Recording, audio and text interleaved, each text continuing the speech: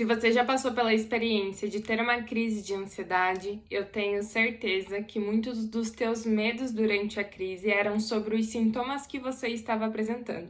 E hoje eu tô aqui para te explicar o motivo de cada sintoma durante a crise. Para que a gente possa partir da mesma página, lembremos que a ansiedade é uma emoção natural que todos nós sentimos e ela pode sim se tornar disfuncional, o que vai diferenciar se estamos falando de uma ansiedade normal, de uma ansiedade patológica, se resume em a frequência que você sente, a intensidade que você sente e os prejuízos que ela te traz. Vamos até pensar a ansiedade como se ela fosse um espectro de cores, tendo por base uma ansiedade que é mais normal, que todos nós sentimos. Temos uma ansiedade mais intermediária, que seria pessoas que têm mais um traço ansioso. E na ponta de lá desse espectro, a gente teria as pessoas que são acometidas por transtornos de ansiedade. Imagine então que você estava nas savanas há 25 milhões de anos atrás. Você, no meio da floresta, sozinho, e escutava um barulho de um bicho. Você não sabia identificar que barulho era aquele, nem que bicho era. Então, o seu corpo, numa tentativa de tentar te proteger, ele te deixava num estado de alerta,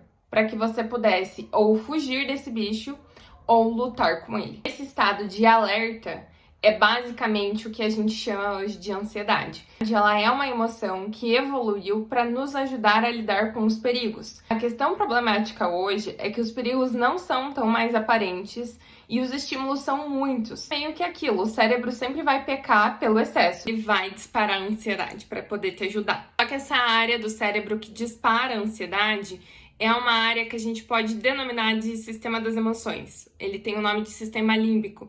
E essa parte, ela é muito primitiva. Ela não analisa a informação.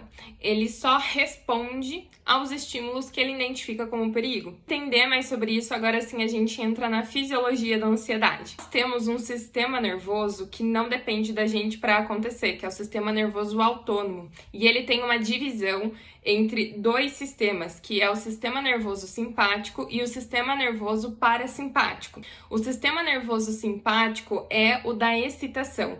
E lembra, se a gente comentou que a ansiedade é essa resposta de luta ou de fuga, então é desse sistema que nós estamos falando quando nós estamos ansiosos. Sistemas nervosos, o simpático e o parasimpático, eles são antagônicos. Então isso quer dizer que quando um está ligado, o outro está desligado. Normalmente a gente vai reconhecer que está com ansiedade quando ela já está presente no corpo. Acontece porque vem uma cascata de reação química que é liberada desse sistema simpático que vai desencadear no nosso corpo reações para que a gente possa lidar então com a ameaça que a gente está vendo. O corpo nos preparar para a gente lidar com essa ameaça, a primeira coisa que altera é o nosso ritmo de frequência cardíaca. Então o coração começa a bater mais rápido e como uma consequência a gente começa a notar que isso está acontecendo. Ele começa a bater mais rápido porque existe várias demandas que acontecem para que o nosso corpo esteja em alerta e também exigir maior oxigenação.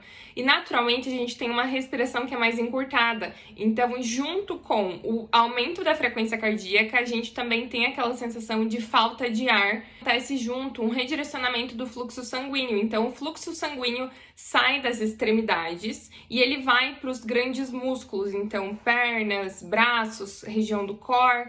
Isso acontece porque a gente precisa estar pronto, né, para poder correr. Com esse sangue chegando rápido nesses grandes membros, pode acontecer da gente ter aquela sensação de formigamento ou de dormência nos membros. E como o sangue sai muito rápido das extremidades, então acontece das mãos ficarem geladas, brancas, o rosto pálido. E essa saída desse redirecionamento de sangue, além da gente estar lá se preparando para poder lutar, acontece também porque se a gente fosse atacado, aumentaria as chances de hemorragia se o sangue ficasse nas extremidades. A maior necessidade de oxigenação também acontece no cérebro, principalmente nas áreas que o cérebro vai precisar manter-se em alerta.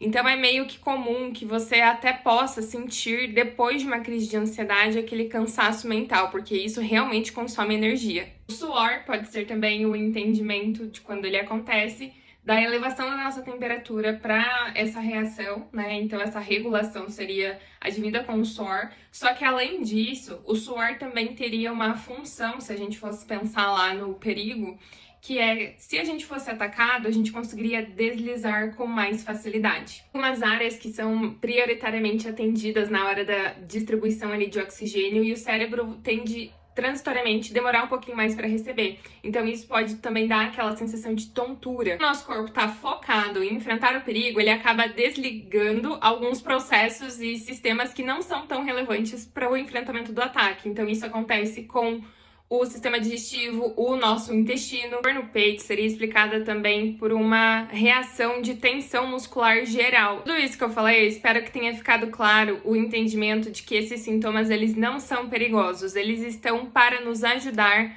no enfrentamento da ameaça. Eles não são perigosos, eles são apenas desconfortáveis de serem sentidos. São os sintomas físicos da ansiedade, mas nós temos sintomas cognitivos, emocionais e comportamentais. Nós não temos controle sobre o sistema nervoso simpático, mas nós temos a possibilidade de ativar o sistema nervoso parasimpático. Seria o sistema contrário, como se fosse o do relaxamento. Nós conseguimos ativá-lo por meio da respiração diafragmática, por meio do relaxamento muscular progressivo, e você pode usar essas técnicas para te ajudar em momentos em que você estiver se vendo mais ansiosa. Mas lógico, não deixa de considerar ajuda especializada se for a sua questão.